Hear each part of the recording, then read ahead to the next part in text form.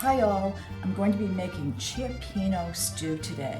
This is a dish that hails from San Francisco, but this dish is made in coastal towns all over Italy. Today I'm going to be using salmon and mussels and shrimp and scallops, but you can use any combination of fish that you want. I hope you get to make this soon. This is a really healthy dish too, and it's wonderful served with toasted rustic Italian bread. Have a great day and ciao. Using a sweet onion makes all the difference in the world in your cooking. There's so much less acid in it. This is a great way to cut an onion. Peel it first, then cut it in half, right through the North Pole, then lay it down and you're ready to do your chopping.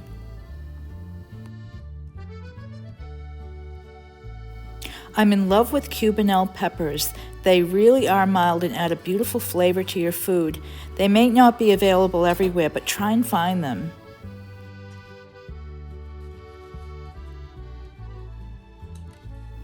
Everyone's got a different way of tackling a pepper, but I really like to quarter them. Then I can get on the insides and remove the ribs and the seeds really easily.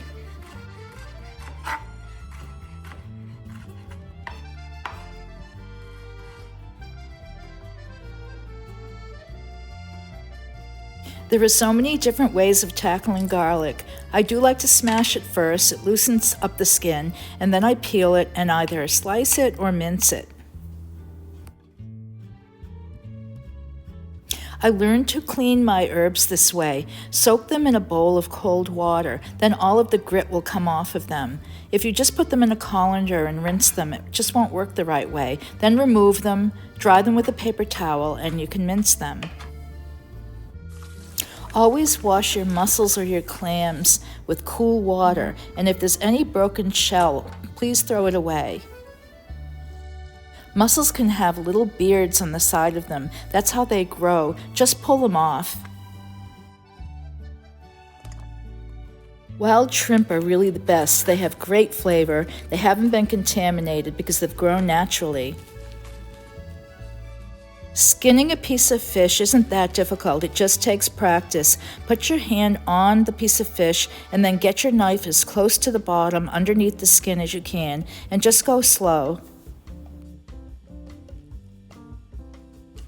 I really want my fish to hold up. That's why I've chosen a firm piece of fish, but if you cut it in the 2-inch chunks, it won't dissolve so much in the Cioppino. It will stay kind of chunky and visible. A great way to see if your olive oil is hot is to throw a little piece of onion in. Once it sizzles, you're ready to add all of your onion.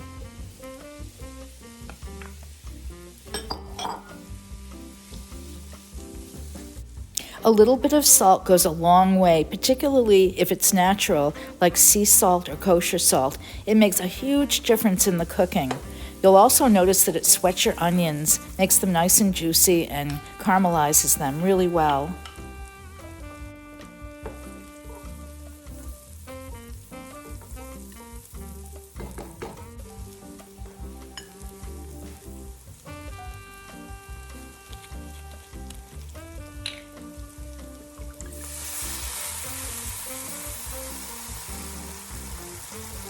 You don't have to reduce the wine. It's going to cook in this mixture, and by the time it's done in 30 minutes, it's going to be very mellow. You can also leave it out if you don't drink wine. I used to waste tomato paste in the past. I could never finish the can, and I'd have to throw it out or freeze it, and then I'd forget about it. But buying it in the tube is just wonderful. You can keep storing it in the refrigerator and use it again and again till it's gone. Clam juice really doesn't taste even like clam juice for some reason, but a lot of times the seafood stocks aren't really good, so you can even use chicken stock if you want. I learned to use whole sprigs of thyme in a lot of my cooking when I worked with some chefs from France. It's really a great idea. You don't have to clean off the stem, and it just falls apart in the dish you're making. Then you just pull out your stems.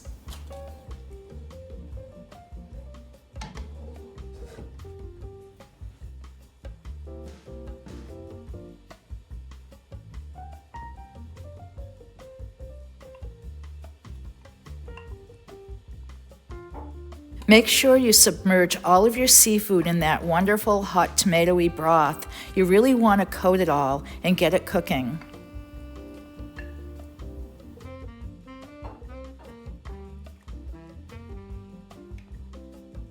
Be careful when you add your mussels to the pan. Put them in very gently and stir them in so you don't break any of the shells.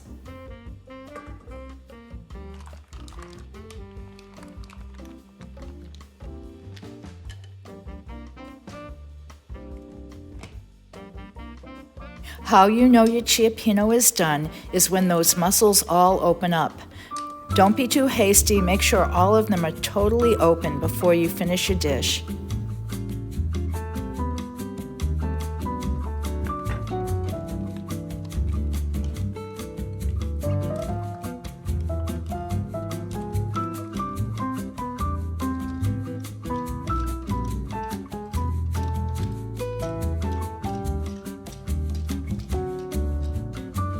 I love to serve my cioppino in a really large, roomy bowl. It gives you plenty of room for the broth and all of the seafood.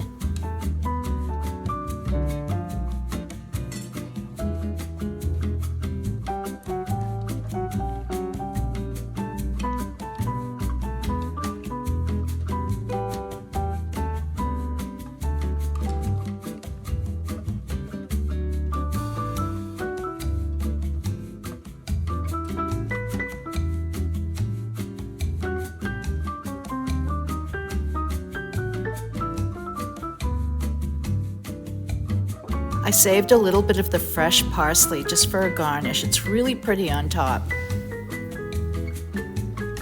This is so good with some toasted rustic bread. Please enjoy your cioppino. I hope you get to make it really soon.